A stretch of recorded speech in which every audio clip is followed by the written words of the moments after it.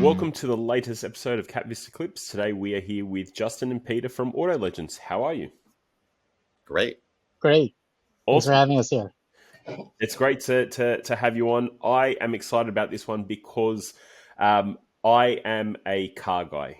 And I've shared with you my list of cars. I was big into the Japanese cars. I imported a lot of Japanese cars from Japan to Australia. I was into drifting before Tokyo Drift was even on the radar. So I'm excited about this one. I want to get into it. I want to uncover it. But first, let's start with who you are and your backgrounds, because you've both you've done some exciting things in the past and you've had a lot of successes. Tell me about that. I'll hand it over to you. Cool. And I'll start. Hi, I'm Peter. I've been in games for over 15 years, really focused on mobile games. And I started back with this crew working on Car Town and Racing Rivals. And I spent some time at a larger studio at Nexon, which is a gigantic company, but really the first inventors of free to play. And so, especially in Korea, I spent some time there working in the social gaming, social casino space. And so it involved a lot of slots, math, and what have you. And then I moved into the real money space, essentially creating real money slots for the casino. So taking like mobile games and putting them on the casino floor. And prior to this, I was at Riot, where I helped lead publishing for all of Riot's games into Southeast Asia. And that included League of Legends and Valorant and some of the games that you may or may not have heard of. But that was really fun. But I've spent the bulk of my journey in games. During that period at Riot, I've kept in touch with Justin here, and we both saw the activity happening in Southeast Asia, and we decided to get the band back together and build another car racing game. Amazing. Yeah. Hey, Daniel, Justin. So I'm a serial entrepreneur. I also founded C Games, which where Peter was at for a bit. That's where we met. Always produced car games. Been a lifelong car guy. You and I traded those car nerd emails right after we met, which probably sounds like silly code to other people. But yeah, I've always had this lifelong journey of wanting to build the game that I wanted to play as a car enthusiast before there was a Fast and Furious and before really this kind of culture was as pervasive and recognized as it is today. And so that led us to building these first games in Flash a long time ago. And we inadvertently created this category where you could tune a car, race in a straight line, and compete with others. And that led to us getting funding to launch on Facebook back when that was a hot new category. That was C Games. And we ended up building the 10th largest app on Facebook with 80 million players. Then we went to mobile, and we then launched basically a version of that original game that we built, for myself, really, all those years prior. And we ended up building a top 25 grossing app globally and sold the business for $100 million and had the number one auto game in the world. So that's been my passion. Want to do it again. So I teamed back up with Peter, but now it's an opportunity where car culture has really progressed. And I want to take a lot of what I've experienced now becoming a car collector, spending some of those dollars from that last exit, and give every kid in the world a chance to become recognized as a legend in the automotive industry. And that's the game we're building now. Amazing. Yes. So this resonates with me. I'm smiling because I understand the passion, and it's always on my thing. As when I have an exit, I'm going to be collecting cars as well. Because in my younger days, I spent far too much money on cars when I should have put it into businesses, and you've gone the other way around. But the passion's still there. So tell me about Auto Legends. Tell me about what it is, the play, the platform, and the milestones. Yeah, Justin, you want to? Yeah, I'll just add to the end. So start with let's describe to him the gameplay and the core loop. Okay. So really the game is about, as Justin mentioned, you becoming a legend. So you're able to kind of choose your path in this world to become a legend by becoming a top car collector, a top racer, or a top tuner. And so we feel like the game is much more than just simply car racing, right? There's much more to it in terms of being a car enthusiast that you care about. And so we want to bring that out to players and have that ability to kind of choose your own adventure, so to speak. So that's what the game is about. Yeah, and so there's a big opportunity here because when we launched our game, Daniel, we became the number one auto racing game in the world, and that's what drove that exit. The number one game before us was CSR. And when we came out, we displaced them. Currently, the number one game in the world is CSR 2. It's now 9 years old, still generates 9 figures of revenue. And it's time for us to displace them again. And we know there's a real big opportunity to do it because when Peter mentioned what was going on in Southeast Asia, it's that players are getting just more sophisticated with trading in-game assets. They're getting more sophisticated with player-to-player competition and doing things like putting their car on the line and having the chance to lose that in a race. And so we've always known for having high stakes. That's something you can't do in CSR2. And so that's what we're bringing is really this kind of like the gameplay that we're known for before, but really more formalizing player-to-player trading, formalizing players being able to bet in-game currency on the races in a skill environment. That's something that just hasn't existed. And we know players want it because they've been asking us to bring the game back because of those elements that we had before. So that's what Auto Legends is it's this ability to tune, race, and collect cars, but it's a very social experience. You're doing it against other players. Yeah, that's exciting because there was nothing like that when I was growing up. You know, you had posters on your walls. There was, console games, but there was nothing like that. So, yeah, tell me about the milestones because you've achieved a lot of really good milestones, and everything's gearing up. Yeah, everything's gearing up. We are about to launch our open beta on Steam and Epic in August, and we'll be in a open beta period with launch on mobile towards the end of the year. And so in the meantime, as Justin mentioned, we've been in the car industry for so long. We've worked out these deals with the car brands and the parts brands. So we've been able to sign them onto Auto Legends, and it took a long time because they really need to see a fun game.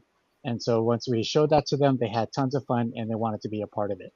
So that's something that we saw really unlocks the value of these licenses in the past, where you work with these companies and these partners as real, partners to develop something that is beyond just purely licensing. And so those are the immediate milestones coming up. Yeah, and Daniel, the car license that we've got really took us having these relationships from having these prior games to really get them into place. But of course, having all these real brands and thousands of parts that are actually real life brands, you'll really appreciate. We just had was it Work in the office? Work Wheels? No, Race Wheels. Just had them in the office. Yeah. But what's really cool is what we're doing that's different than what's happened in prior games is these brands are getting really involved with us, where they'll be giving out things like merchandise as prizes for tournaments. We'll be able to unlock special access for real life experiences for players that are, become legendary in the game. So that's something that really hasn't happened in a very formal, structured way in prior games. We did that kind of a sampling of that in before, but we're going to be doing that in a very serious way and building that in the game. That's what I mean by really giving every kid in the world the chance to feel the journey that I went through and experience that. Where you elevate enough and then eventually the car company reaches out to you because you become a top Mazda collector. And so we invite you to actually go visit the Mazda museum and have a private tour with someone from Mazda. That's the kind of stuff. Imagine you being a kid, Daniel, like that would have blown your mind. Yeah. That's cool. Getting recognized like that. Huge. The most, I thinking back, the most that we ever got in terms of interaction like that is when Gran Turismo launched. It was on the PS2, I think, and they had here in Sydney, they had like a mini auto show where they co-launched the game. That was the most, and there wasn't any VIP or anything. You just had to line up to try and get there, and they had like a Ferraris and Lamborghinis, and you're like, oh, cool, these are the cars we get in the game, and they did a co-branding partnership with Sony there. That was the most we ever got. But this, personalized interaction, you win prizes. That's the next level experience. That's what people want. Yeah, Yeah, exactly. yeah, we want to be able to bring players to SEMA and Yeah, participate in that, and that's some of the exclusive rewards and pricing that we're planning for. yeah, amazing. Yeah, and then of course players against each other, right? Because they could invest all this time and money into their assets in the game, and then they could put them on the line and race and potentially lose that against other players. We've had in our prior games players making six figures a year just selling the stuff that they earned in the game to other players, but we didn't have a formal structure for supporting that, and this game will now have that. Yeah. So that's what people who aren't in the gaming world struggle to realize, that there is there's a remuneration, there is a way that you earn real money in games that are already out in the market. So whatever platform you're playing, whatever game you're playing, there's ways that you can earn real money, and that's what keeps people engaged. So if you're new to the gaming world, this is what you need to understand. And now that you've built a platform to do it, bringing the auto world to the gaming world, and people can, it makes it sticky, makes users sticky and want to keep playing it. Yeah, we see that across the board in terms of the gaming industry. It's becoming a lot more financialized between Mm-hmm. esports and professional players and getting paid, and players expecting that, or streaming, for example, their gameplay, and they're getting millions of subscribers and they're getting rewarded for that. Yeah. So that's something that we see that is a trend in games that we want to bring aspects of it into Auto Legends. So you're rewarded for your the time spent playing, right, and your fandom. So it Yeah. doesn't feel like you're just simply spending. It feels more like you're investing. Yes. Yes. Okay. And you mentioned that you're launching shortly. The lead up to the launch is pretty close. So you're raising capital. Tell us about the raise and what's the use of funds for Yep. ahead of this launch. So to be clear, we're launching our public beta, which is a very important part of game development. Mm-hmm. So that's one of the big advantages in the free-to-play gaming world is that you get real data back from players, and you have a chance to refine the game. And so by the time you launch, you have a really good idea of how you're going to do. Our early metrics are putting us in a really good place. Even though the game's not complete, we think we have a path to have the best metrics in the category and to have another class-leading game. The use of these funds is to allow us to stay in this open beta period longer so that we can really de-risk the entire project, because the longer we could stay in, the better the metrics are going to be. Game companies are often rushed out based on artificial timing constraints or budget constraints, so they'll push out a game that's not ready.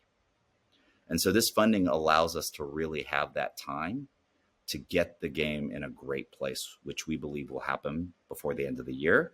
Then we could do the full global launch in Q1. Okay. And how much are you raising? 2.5. Okay, 2.5 million, and that's to put you in a really good position ahead of the global launch in Q1 next year. That's Right. that's good. I mean, I'm a passionate car guy. I understand that the car space.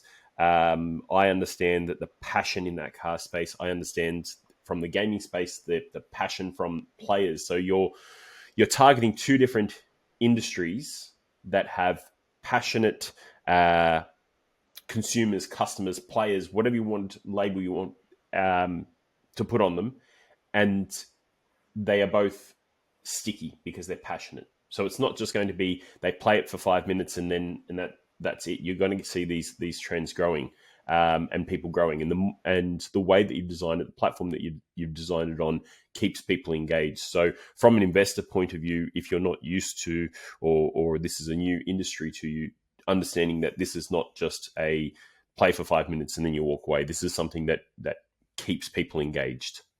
Yeah, you can play for short sessions, but you end up playing for hours, which we've seen from our players. And speaking of that passion, that and stickiness, our first players, excuse me, from 2004 have remained with us today and really started the project, and they're behind the project. Their beta testers are giving us feedback, and they keep asking to bring back racing rivals and pink zip racing, some of the features that are not in other car racing games. And so that passion, spans close to 2 decades. Yeah. And what this does is create communities as well, not just on the game, but outside the game, which creates more momentum, more stickiness. Yeah, and one thing, Daniel, you mentioned platform. That is one thing important for investors. Ultimately, we are creating a fun game. The game, we believe, will be one of the highest monetizing games, or the highest monetizing game in the genre. We believe we'll build another number one global hit. It is a bit of a means to an ends, though, because we believe the more kind of high stakes competitive play where players could lose virtual assets to each other and even bet in-game currencies on themselves in like a skill environment is something that other games would do if it was easier for them. Mm-hmm. And what we want to do is actually make our tool set available as a platform to other games.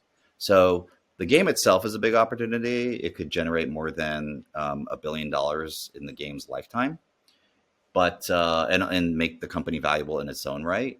But we believe there's a much bigger opportunity to allow this, make it easier for other games to adopt this more kind of real money and virtual asset trading aspect that exists in other games today, but is often not formally supported. So we are going to be building those tools and making them available to other games. Yeah, amazing. I'm not going to take up too much more of your time. I am passionate about this because I'm a car guy. I've always been a car guy. I think, real car people will get it even if they're not gamers, and gamers will get it even if they're not car people, because they see the benefits to it. So if you're watching this episode and you want to find out more, please reach out to my team and we'll connect you to Peter and Justin to take a look and have a look at the material. And if you're a car guy, they'll have a great chat with you as well. But thank you very much. It's great to chat.